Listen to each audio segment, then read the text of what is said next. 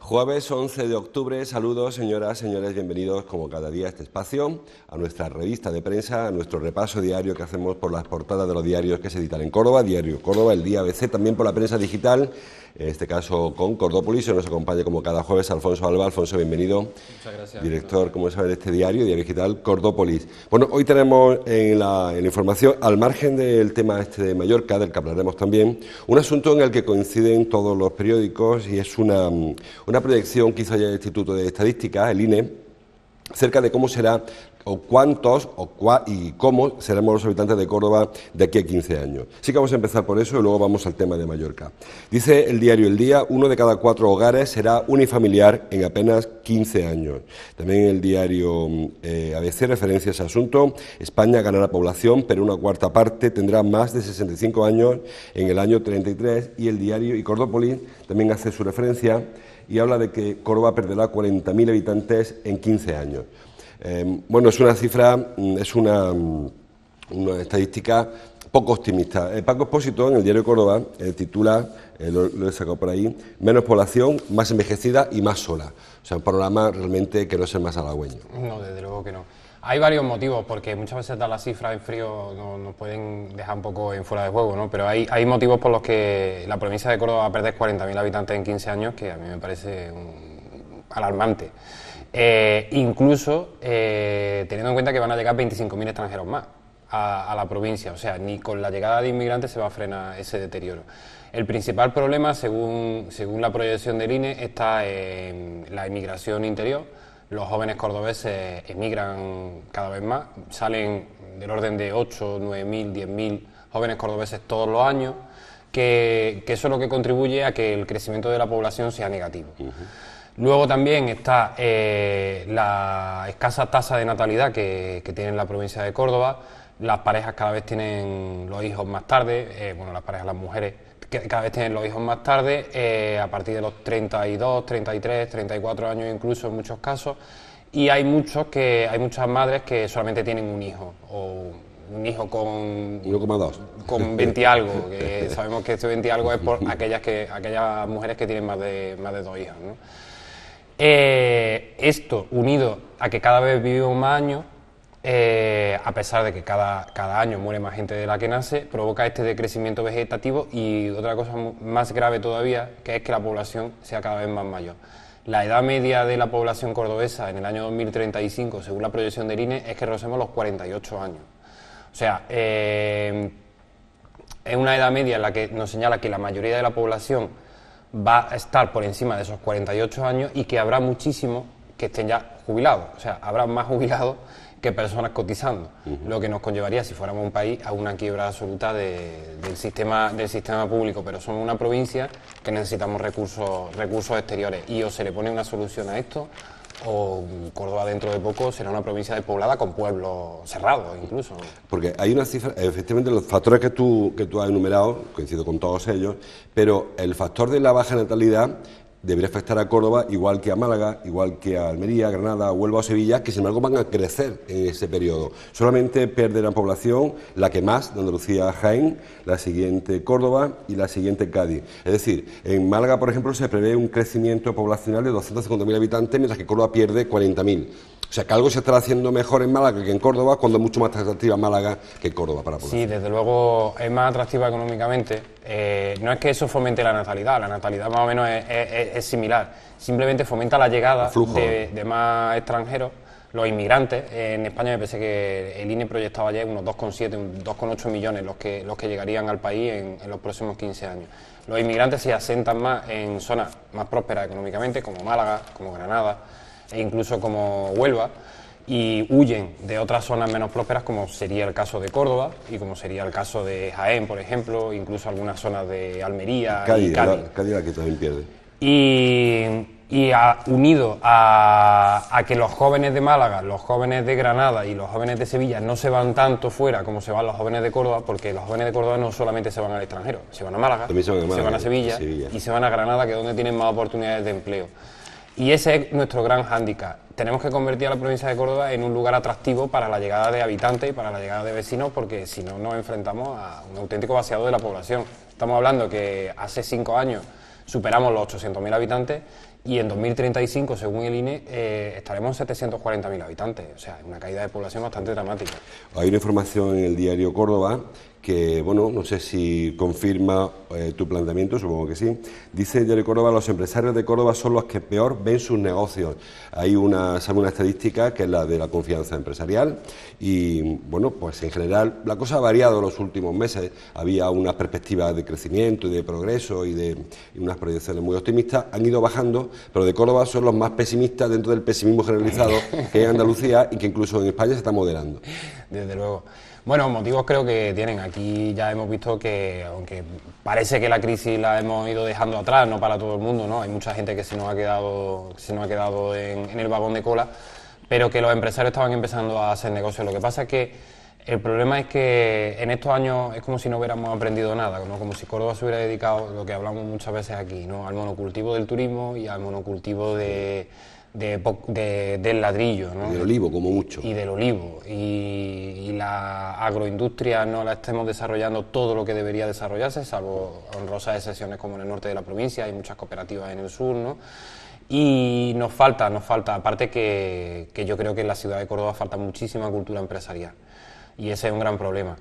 Yo no sé las perspectivas, no me he leído ese informe, no sé las perspectivas empresariales un poco por dónde van, ¿no? Me imagino que también aluden a los problemas burocráticos que hay aquí con la concesión de licencias a la gerencia de urbanismo, que no son muy ágiles tampoco, y un poco a la falta de ese cultivo empresarial del que adolecemos en Córdoba históricamente, vamos. El informe de confianza no es malo, es una percepción que hay otro tipo son del Instituto Andaluz de Estadística, porque el Día sí que hace referencia al índice de confianza y mejora para el tercer trimestre, pero en general la percepción, y el diario Córdoba hace un recorrido por algunos sectores, habla con CECO, habla con Ostetur, habla con Construcor, y todos dicen un poco, coinciden con Alfonso, en que la sensación que hay es como que no hay suficiente incentivo de la administración, de la institución, como para promover la creación de riqueza, de empleo, de empresas. Y eso hace que el chaval que está estudiando, es que ni se lo plantea, o sea, rápidamente va acabando su grado, va pensando dónde me voy a ir, porque sabe que aquí el futuro no es el más halagüeño. Hombre, y eso, la verdad que haría falta alguna actuación, creo que por encima de partidismo y de elecciones y de instituciones, porque aquí hubo un pacto por Córdoba, ¿recuerdas? Que aquello se quedó en un papel. Sí, en una foto. Sí, y como esas hemos tenido varias, ¿no? Un acuerdo que las instituciones, ayuntamiento, diputación se juntan con sindicatos, pero eso no hay ninguna. Sí, Córdoba está como permanentemente revisando sus planes estratégicos, sí, ¿no? Sí. Es lo que hemos hablado tantas veces, que no sabemos muy bien a dónde vamos, ¿no? No sabemos qué es lo que queremos ser mayores y cada año, cada mandato, cada nuevo alcalde o cada nuevo presidente de diputación que tenemos revisa el trabajo del anterior y diseñamos un nuevo plan estratégico, no hemos marcado uno claro, ¿no? Parecía que lo teníamos cuando intentamos lo del 2016, ¿no?, de que Córdoba sería cultura o no sería, que podíamos trabajar por el tema del patrimonio y demás, pero luego cuando se cayó la candidatura ya como que nos vinimos abajo y nos dispersamos mucho. Y hoy día tampoco tenemos muy claro qué es lo que queremos ser de mayores. Si queremos dedicarnos solamente al turismo, que no está mal, es una opción más. La Costa del Sol sabemos que principalmente es un destino turístico y es su gran fuente de riqueza. Si queremos dedicarnos a la cultura, si queremos dedicarnos a la agroindustria, si queremos hacerlo todo, pero si queremos hacerlo todo vamos a hacerlo bien, ¿no? Y sobre todo yo siempre insisto en que lo que nos falta también es cultura empresarial. Los propios empresarios deberían hacer también un poquito de autocrítica, ¿no?, de por qué ese pesimismo, ¿no? Porque muchas veces si somos liberales lo somos para todo. Y es verdad que la administración puede frenar a esos liberales, ¿no? Yo puedo estar de acuerdo con ellos. Pero tú deberías desarrollarte sin ayuda alguna de la administración. Deberías tener esa iniciativa, ¿no?, como para poner tu negocio en marcha sin necesitar a la administración, más allá que un apoyo, ¿no?, normal en el que haces tu trabajo diario.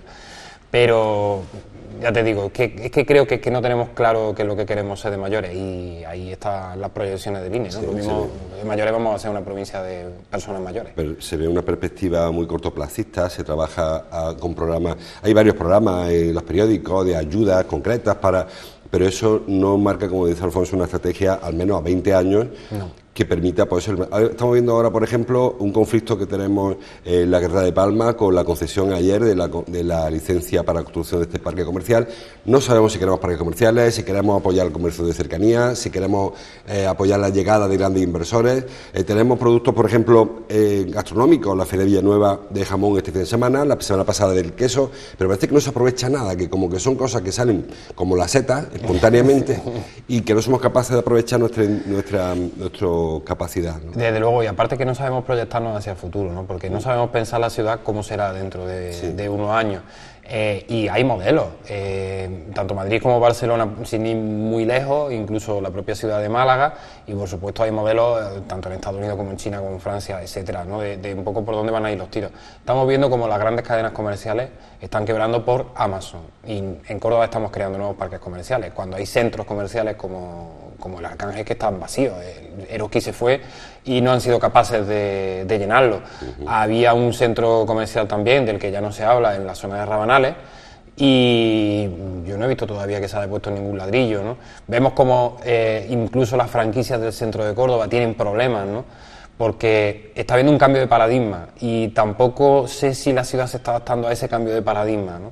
Por ejemplo, un sector clave como la agroindustria. La agroindustria tiene que adaptarse a ese cambio de paradigma en el que cada vez, y ahí sí que lo está haciendo muy bien la Universidad de Córdoba con el proyecto Himno Olivar, ¿no? En el que cada vez vamos a necesitar menos mano de obra y muchísima más tecnología, ¿no? Hace poco, por ejemplo, a Saja le dio un premio a un ganadero, este fin de semana, a un ganadero cordobés que tiene una ganadería mitad tradicional y mitad cibernética prácticamente, ¿no? Donde él desde su teléfono móvil controla ya todos los procesos y demás, incluso la limpieza del ganado, ¿no? O sea, tenemos que proyectar y saber un poquito por dónde van a ir los tiros del futuro, ¿no? Antes que ponernos a repetir errores del pasado, ¿no? Porque estamos viendo que un parque comercial en la carretera de Palma, bueno, no está mal, allí está Decathlon, allí ya empieza a haber un montón de movimientos, pero no sé yo si eso va a ser el futuro de esta ciudad. Sí, porque además el tema de los grandes espacios comerciales va ligado al consumo, que a su vez va ligado al desempleo, y cuando el desempleo crece, el consumo cae, caen los centros comerciales y vuelve a caer, o sea, caemos en la burbuja, claro, en la espiral que caímos ya. Era lo que decía Henry Ford, ¿no? Le pago muy bien a mis trabajadores para que compren mis cosas. Para que compren, claro, porque si le pago mal o los tengo parados, es quien luego va a comprar el centro comercial. Claro. La foto que les decía, vamos a otro tema, la foto del diario Córdoba y la de ABC, la de la portada, es para la tragedia de Mallorca. Hecatombe, dice el diario Córdoba, en Mallorca, con 10 muertos por las riadas. El diario ABC, maldita nube, titula. Yo, al margen de lamentar esta situación, que yo creo que no nos queda otra, y por supuesto condolernos con las víctimas, hay un asunto que en el antetítulo del diario de Córdoba me parece que es digno de reflexión. La tragedia revela grandes fallos de urbanismo. El barrio donde provienen la mayoría de las víctimas, los fallecidos y los desaparecidos, estaba construido una torrentera, en un torrente. Nosotros hace 5 o 6 años, sufrimos, sin por supuesto lamentar las víctimas mortales, pero sí hicimos inundaciones por casos parecidos. Dice Ecologistas en Acción que hay una ley del año 2001 que prohíbe la construcción en zonas inundables y que incluso insta a las instituciones a que derriben las zonas inundables, pero no se ha hecho nada. Ahora tenemos aquí 10 personas fallecidas, ojalá no pase nunca más, pero el riesgo está siempre ahí, porque estas lluvias torrenciales, este flash que dicen los meteorólogos que se produjo en Mallorca ayer, eso es imprevisible e inevitable, no hay quien ponga una compuerta a un torrente que baja con 200 litros por metro cuadrado. Estamos siendo muy imprudentes a la hora de conceder licencias y de no actuar frente a esto, porque ahora de aquí saldrá todo el mundo de rosita. No habrá un responsable político que diga yo autoricé esta construcción o yo permití que vivieran la familia en este sitio. No, desde luego, porque si con el riesgo claro que hemos visto que ha provocado esta riada, la gente no se hubiera ido a vivir allí, ¿no? Claro. Sabiendo que podía morir. Yo quiero decir que lo que ha ocurrido en Mallorca no es demasiado excepcional. Aquí tuvimos una situación peor incluso, que fue en Aguilar de la Frontera, no sé si en el año 2009 o 2010. Esta gente del colectivo Meteofría el otro día me recordaba que incluso las precipitaciones fueron más intensas que las registradas en Mallorca, y hubo 3 muertos también. Sí. 3 muertos de un arroyo de Aguilar que se desbordó y que se lo llevó a través del coche, pero no hubo 10, ni un desastre absoluto dentro del municipio, más allá de las zonas donde sí se habían construido muy cerca de los cauces. Desde luego, yo conozco el informe de Ecologistas de Nación, es una barbaridad. En España hay 45.000 construcciones en zonas de grave riesgo y Córdoba es uno de esos lugares. A diferencia de Mallorca, la catástrofe de una riada en Córdoba no es tan grave.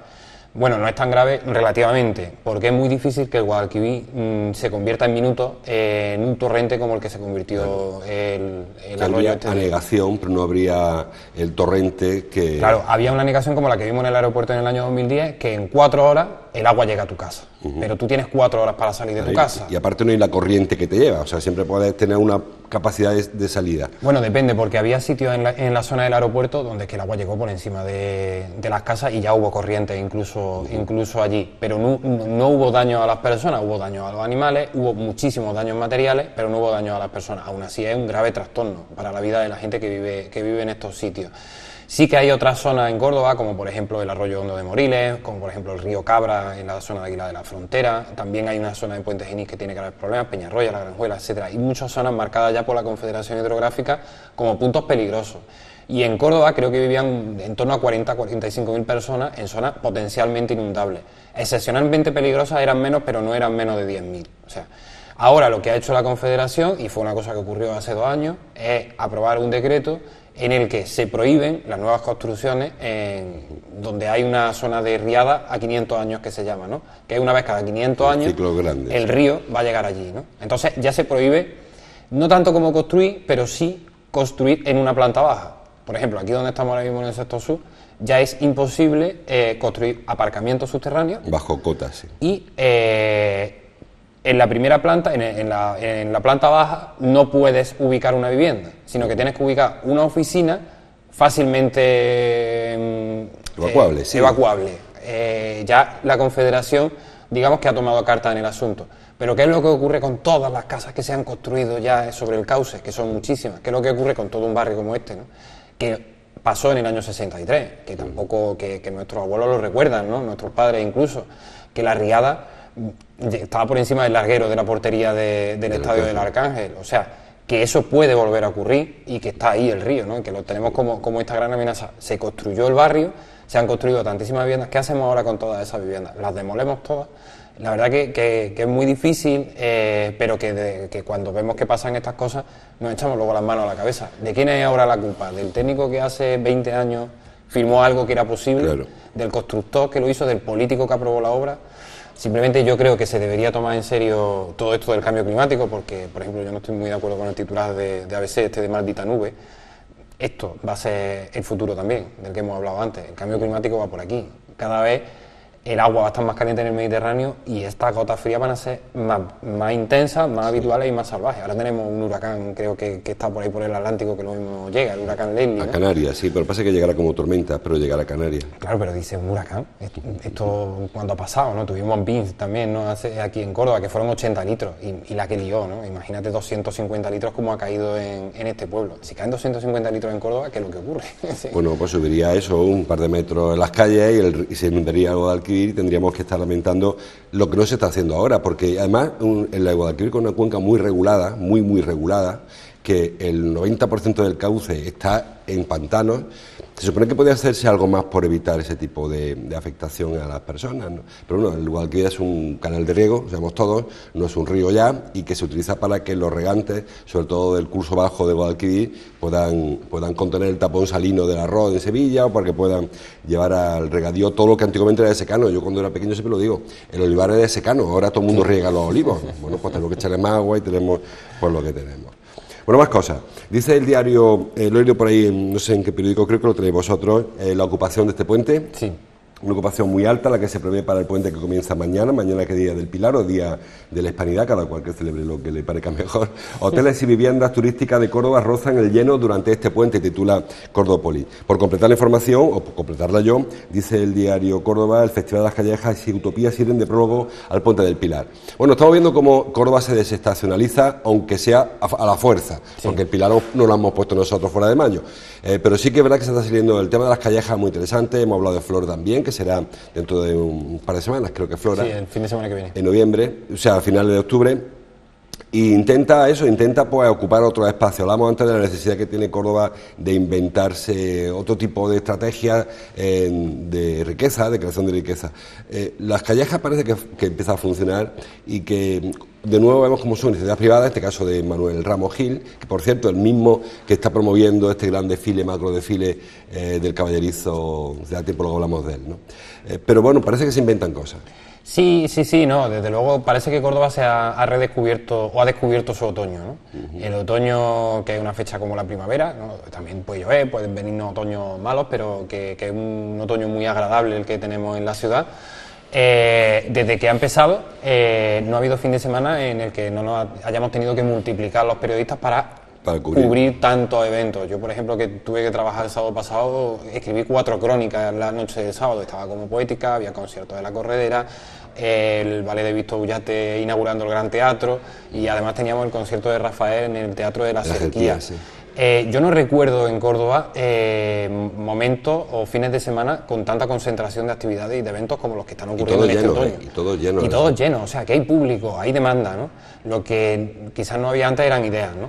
Cuando se decidió crear el Festival Utopía, recuerdo en el año 2005, creo, 2006, con una cantidad de dinero increíble, hoy día tiene, creo que es el 5% del dinero que tenía entonces, ¿no? Se hablaba de que se buscaba desestacionalizar el turismo en Córdoba, porque todo se concentraba en primavera. Yo recuerdo también que se criticó mucho una decisión del PP, que fue trasladar como poética al otoño, trasladarla de la primavera, que estaba muy saturada, y creo que el tiempo le está dando la razón. Cabalcor también se sacó de la primavera. Cabalcor también se sacó de la primavera. Ahora se han creado nuevas cosas como el Festival Flora. Parece que Alhambra apuesta también por Córdoba con el festival este de conciertos independientes dentro de la Corredera. Como el Granada Sound, pues quiere crear una especie de Córdoba Sound, ¿no? O Medina Sonora, o como se llame. El Festival de las Callejas, que es una idea nueva. El Festival Flora, que triunfó el otoño pasado, que es una idea también nueva de un chino enamorado de Córdoba, que de repente dice, pues ¿por qué no vamos a abrir los patios en otoño también? Y los abrimos con arte contemporáneo. O sea, son tantas y tantas actividades que de repente han surgido, como SETA, como ha comentado al principio, durante el otoño, a veces sin orden ni conciertos, sino simplemente se han puesto ahí, que provocan que sea muy interesante la visita al puente de la Hispanidad o del Pilar, como queramos llamarlo, en Córdoba, y que los hoteles estén llenos. El fin de semana pasado, que ya te digo que estuve trabajando, era imposible andar por la calle de Córdoba, por las calles del centro. Había miles de personas, pero miles de personas en un montón de cosas. Y casi siempre, y para todos los públicos, ¿no? Que querías conciertos de Rafael, que querías poesía, que querías conciertos independientes, ballet, tenía hasta fútbol, que querías procesiones, tenían procesiones. Muchas procesiones. Muchísimas procesiones. O sea, lo que no sé yo es si la policía local de Córdoba y la seguridad del ayuntamiento da abasto a todo esto. Creo que son los menos contentos, ¿no? Pero estaban los bares llenos. Los hosteleros tienen que estar muy contentos. En el índice de confianza empresarial saldrá que los hosteleros están muy contentos con cómo le han ido estos fines de semana. Y desde luego los hoteles, los apartamentos turísticos, ya después de la regulación y demás, creo que se pueden dar con un canto en los dientes y que el mes de octubre lo van a salvar bastante bien. Por poner alguna crítica a este asunto de la proliferación de actos, lo que decíamos antes, esto nace como los hongos, ¿no? No hay un orden ni un concierto, no se llama a un organismo, oye, que he pensado, ¿cuándo lo hago? Lo hago, y si funciona, funciona, si no lo quito.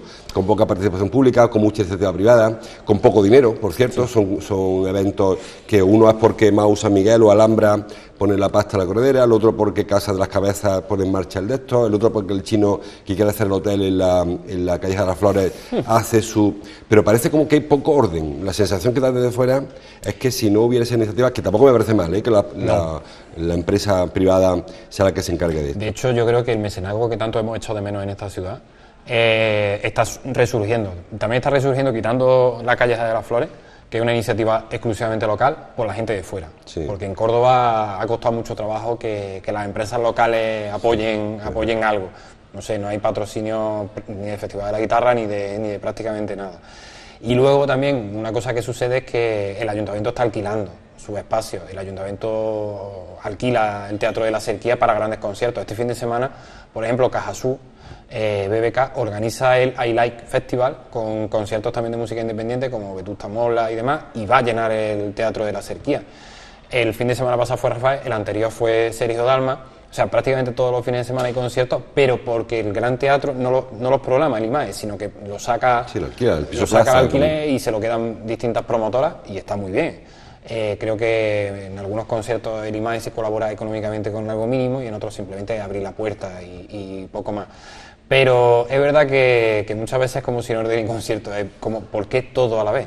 Vamos a intentar que también se vaya algo a noviembre, ¿no? Claro. Porque luego llega noviembre y lo mismo ya no tenemos tantas cosas. Llega el páramo, hay que esperar luego a Navidad, donde de nuevo se concentra todo en 4 días. En Navidad lo tenemos todo de nuevo y luego ya llegamos a enero y febrero y ya estamos tranquilos de nuevo hasta Semana Santa. Supongo que haría falta algún tipo de... Hombre, cada cual puede organizar lo que quiera cuando quiera, pero supongo que sí, sobre todo cuando se habla con el ayuntamiento, para esto que dice Alfonso, para solicitar una carpa o un escenario o un alquiler, le puede decir, mira, pues ¿por qué no te vas esta semana que está vacío? Sí. No sé, creo que falta un poco de planificación y a ver si aprendemos de un año para otro, aunque muchos escépticos hay en ese sentido. Bueno, un par de asuntos, estamos con el tiempo casi cumplido, que son dignos de interés. Por ejemplo, el diario ABC trae una foto, una más, de la mezquita catedral, en este caso del mihrab, y titula: Novedades sobre el mihrab de la mezquita catedral. Expertos revelan influencias visigodas, mesopotámicas y bizantinas en el diseño de la maksura. Bueno, no sé qué expertos son estos, porque eso lo digo yo, que no soy experto, de hace 30, 40 o 50 años, que se aprecian elementos orientalizantes en el mihrab, en la maksura. Yo no sé a dónde va el Cabildo con esta información, que parece un poco dirigida hacia restar importancia quizás a lo islámico, no lo sé. Sí, bueno, hace creo que un par de años el obispo Demetrio Fernández pronunció un discurso un poco incendiario y polémico en el que dijo que los moros pusieron la pasta y los bizantinos pusieron el arte. O sea, que los moros eran los que tenían el dinero y con ese dinero compraban el arte supuestamente cristiano. Venía a decir que el mihrab era arte bizantino cristiano, en esa época en Bizancio ya sabemos que todavía no había entrado el Islam como entró como 200, 300 años después. Creo que un poco lo que persiguen es esa tesis, pero no sé, la mezquita, los propios arcos de la mezquita son romanos. Que dices, ¿qué influencia tiene todo sobre la mezquita? Las columnas todo. son romanas. La mezquita es el monumento total, ¿no? de su época, el monumento absoluto del siglo VIII, el más importante del mundo que se construye en ese momento y ha pervivido en todo este tiempo. La mezquita, ya te digo, los arcos, los musulmanes se inspiraron en los acueductos romanos que se habían encontrado cuando invadieron la península ibérica, principalmente en Mérida, para tener una solución espacial, ¿no? En plan de cómo podemos tener un espacio libre y diáfano muy grande. Y ganar altura. Y ganando altura, con los arcos de la mezquita. Por supuesto que el mihrab, que además es posterior, creo que es de Al-Hakim II, cerca ya del siglo X, tiene influencia bizantina. Claro, tiene muchísima influencia bizantina, tiene muchísima influencia oriental, tiene muchísima influencia cordobesa, porque se reunió en Córdoba en ese momento, a lo mejor, de cada casa en todo el mundo conocido. Sí. O sea, Córdoba confluyó como un lugar de encuentro de diversas culturas. Hubo una que era dominante, que era la cultura islámica, porque él era el califa y era el que mandaba en la ciudad y era el jefe del Estado, pero convivieron el resto de culturas con una dominación clara, desde luego, ¿no? Los cristianos sobrevivían pagando sus impuestos, los judíos sobrevivían también, y aparte en la corte del califa pues había médicos judíos, había artesanos cristianos y por supuesto musulmanes, ¿no? Y yo creo que es como un desprecio de ese edificio total que tenemos y muy multicultural que hay, intentar minusvalorar la huella islámica, que desde luego es una mezquita. Sí, porque además es que nunca se ha ocultado que la influencia en las columnas romanas que dice Alfonso, bueno, es que incluso hay columnas que tienen su marca de la época con inscripciones romanas y los musulmanes veían normal reutilizar. Y siempre se pensó dónde sacaron esta familia tanta columna. Luego cuando apareció el templo de Maximiano Herculeo, el palacio, pues mira, a lo mejor estaban aquí y la cogieron de ahí y lo usaron como cantera para la mezquita. Nunca se ocultó. Y de hecho los 4 columnitas que hay sosteniendo el nicho del mihrab son romanas. Y está claro que son romanas porque el capitel es romano y nunca se intentó ocultar este asunto. Lo que sí que es cierto es que la teoría de la superposición de religiones, el tema de San Vicente, está más cuestionado quizás que este mismo asunto, y que es lo que quiere sustentar la Iglesia como para encontrar, la Iglesia me refiero al Cabildo Catedral, para encontrar un pasado anterior cristiano que justificara la propiedad actual, ¿no? Que yo creo que un poco de lo que va toda esta película. Sí, el Cabildo lo que quiere es construir un relato en el que se demuestre que primero estaba el Cabildo, estaban los cristianos, luego llegaron los musulmanes que lo destrozaron todo y hubo una reconquista de lo que ya existía y una restitución de esa supuesta legalidad. La supuesta Basílica de San Vicente es un mito que además se cita precisamente en textos árabes 4 siglos después de la supuesta destrucción de la ermita. O sea, no hay fuentes originales que nos digan que había una iglesia debajo de la mezquita, y las evidencias arqueológicas que se han ido encontrando, que encontró Félix Hernández en los años 30, que han sido estudiadas posteriormente por arqueólogos, y lo que se ha seguido viendo es que no se puede certificar que allí abajo hubiera una iglesia. Había un gran complejo episcopal, era como una especie de centro de poder, donde estaba la iglesia y el Estado, donde probablemente había culto, no católico, porque el catolicismo no existía todavía en el siglo VI, VII después de Cristo, pero sí cristiano, ¿no? Y donde se ejercía el poder. Decir que eso era una antigua iglesia que fue destruida o comprada por los musulmanes, cuando también hay evidencia incluso de que en el origen de la mezquita de Córdoba había culto compartido, en el que los musulmanes ocupaban la mezquita 6 días en semana, pero un día en semana lo dejaban también a los cristianos para que les rezaran a su propio Dios. O sea, me parece bastante temerario, ¿no? Y me parece un poco intentar buscar a los 3 pies al gato. Yo entiendo que se tiene que buscar un relato de que la mezquita es de la iglesia y punto, ¿no? Y que allí pues pueden hacer lo que quieran, pero es difícil porque el pasado histórico demuestra que no es un lugar que haya sido propiedad. Otra cosa distinta es que la iglesia lo haya poseído, pero eso no te convierte en propietario. Sí, efectivamente. Vamos terminando. 2 temas culturales muy rápidamente. Trae el diario El Día en su portada, en la parte alta. La Diputación concede ayudas a 24 municipios para proyectos singulares. Bueno, un poco lo que veníamos a hablar antes, ¿no? Córdoba en su día apostó por la cultura.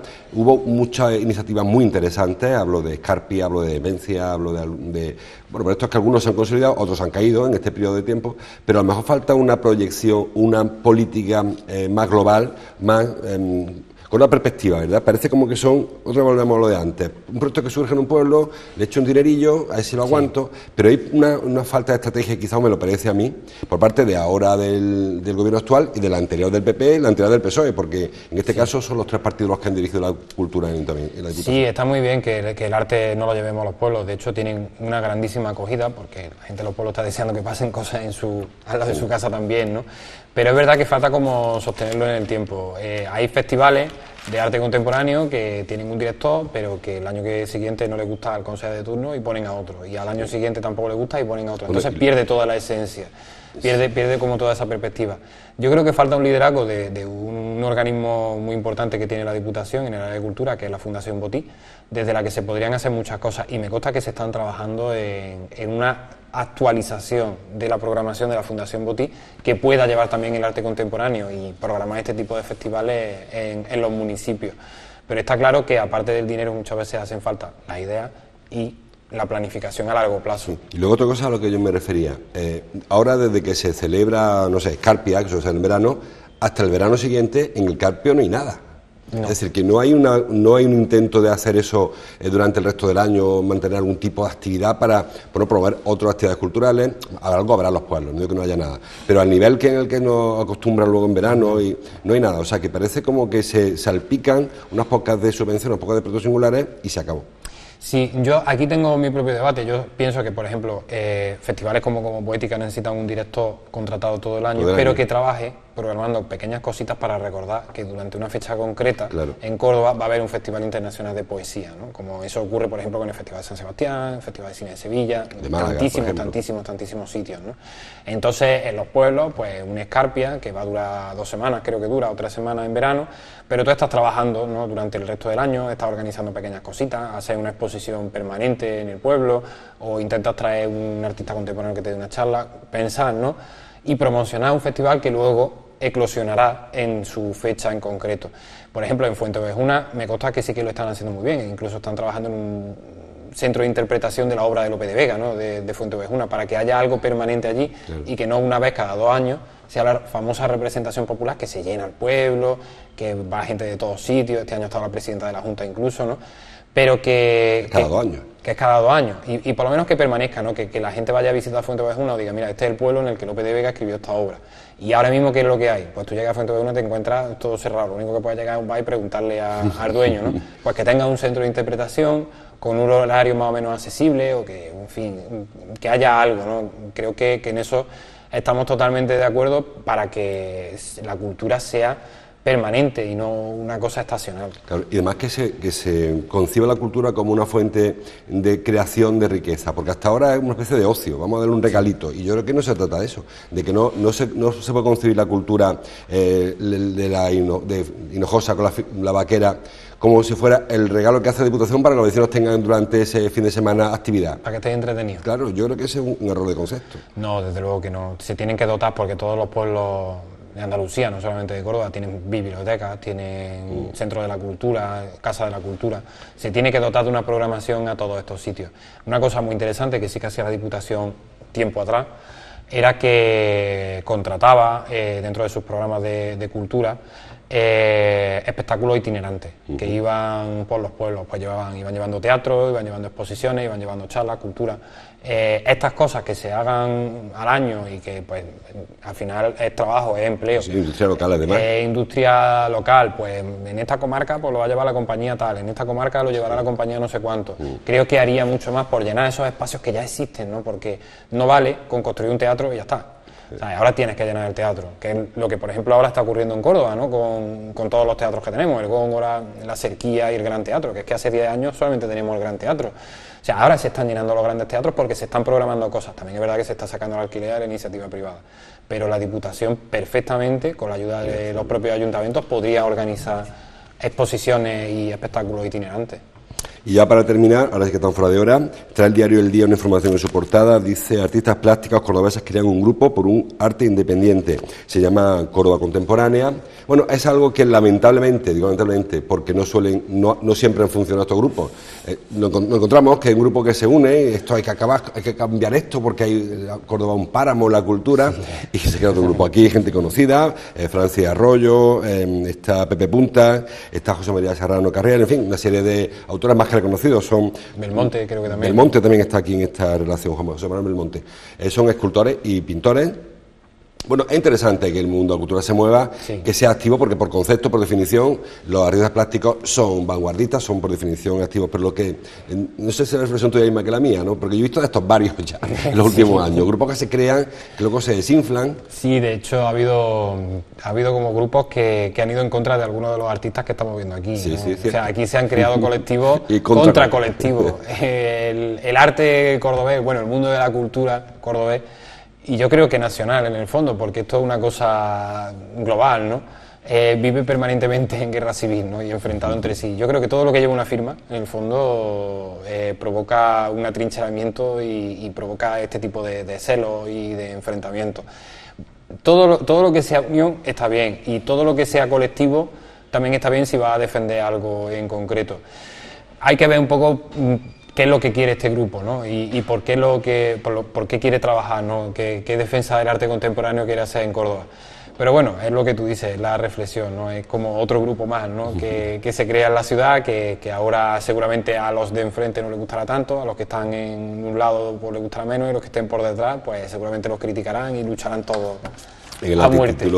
En el lead de esta información dice: 11 pintores y escultores de diferentes estilos, está claro que viéndolos son diferentes, se unen en Córdoba Contemporánea para abogar por la diversidad creadora, más allá de los parámetros que marcan los organismos oficiales. O sea, viene a decir que hay una especie de un estilo, un gusto oficial, que todos más o menos sabemos a qué se refieren, y son autores que no están dentro de esa norma. De hecho, autores como Belmonte se han cuestionado por alguna obra, perfecto, sí, la de Claudio Marcelo, creo que es de José Manuel Belmonte, esa obra que colocaron allí en lo del Templo Romano. No, esa es de Marco Augusto Dueñas, ¿no? De Dueñas, efectivamente. Sí, Belmonte son los de los patios, por ejemplo, sí, las 3 figuras de los patios. Y bueno, pues se cuestionados por colectivos de artistas que entienden, en fin, cada cual, como decía Alfonso, tira para un sitio. Bueno, y el arte también es muy cuestionable, cada uno tiene sus gustos, ¿no? Muchas veces es como el fútbol, cada uno es de un equipo, ¿no? Y cada uno considera que su arte es mejor que el del otro, etcétera, y muchas veces también depende del público, depende de la crítica. Es que es tan subjetivo esto que difícilmente veo que se vayan a poner de acuerdo. Bueno, bienvenido sea, y lo interesante es que todo sea creación y que aprovechen espacios como el C3A, por cierto, que bueno, lleva ya un par de años, ¿no?, en funcionamiento y que hay poca creación ahí, quizás. La Junta está sacando contratación gran parte de la gestión del espacio porque con el personal actual no llega a final de mes. Bueno, una foto ya fuera de hora, foto de Aitami, que no sale a ser tan mal parado después de que le acusara hábito de morder a un rival en el partido contra el Almería, creo que fue. Parece que no fue así, que el propio jugador rival dijo que no le mordió, que se le daría un besito, no sé lo que hizo. Un bocadito sin querer. Un bocadito sin querer. Al final solo son 2 partidos, este contra los Osasuna y el siguiente en casa, que no recuerdo contra quién es. El Numancia creo que es el siguiente. Córdoba tiene ahora una semana tranquila porque tiene un poco más de margen. Ahora se le permitirá quizá otro fallo a Sandoval, después del triunfo Almería. Esta semana... No debería porque sigue colista. Pero aún así parece que ha ganado un poco de músculo, un poco de pulmón para soportar una semana. Todos teníamos la crónica escrita de Sandoval despedido. Pero sin embargo parece que esta semana va a ser más tranquila. Lo que no se tranquilizan son los rumores de inestabilidad en el club. No, desde luego que no. Ayer seguían llegando rumores, se sigue hablando de inversores, ayer me volvían a hablar de Luis Figo, por otro lado el presidente lo negaba. Todo es como una locura, pero lo que está claro es que algo hay, ¿no? Cuando el río suena, agua lleva, es lo que siempre se habla y que no sabemos. Tiene que haber novedades de aquí a final de año, tiene que haber novedades en el club. Pues sí, en los despachos seguro, en los banquillos ojalá que no, porque significará que el Córdoba va ganando y que la semana en Pamplona consigue un buen resultado. Se lo contaremos el lunes, mañana es festivo, así que mañana descansamos todos, ustedes también, nosotros también. Gracias Alfonso por tu visita de cada jueves, gracias a ustedes por estar ahí. Nos vemos el próximo lunes, le dejo ahora con Ángeles Mellado y con la promoción habitual de esta casa. Hasta entonces, gracias por su atención.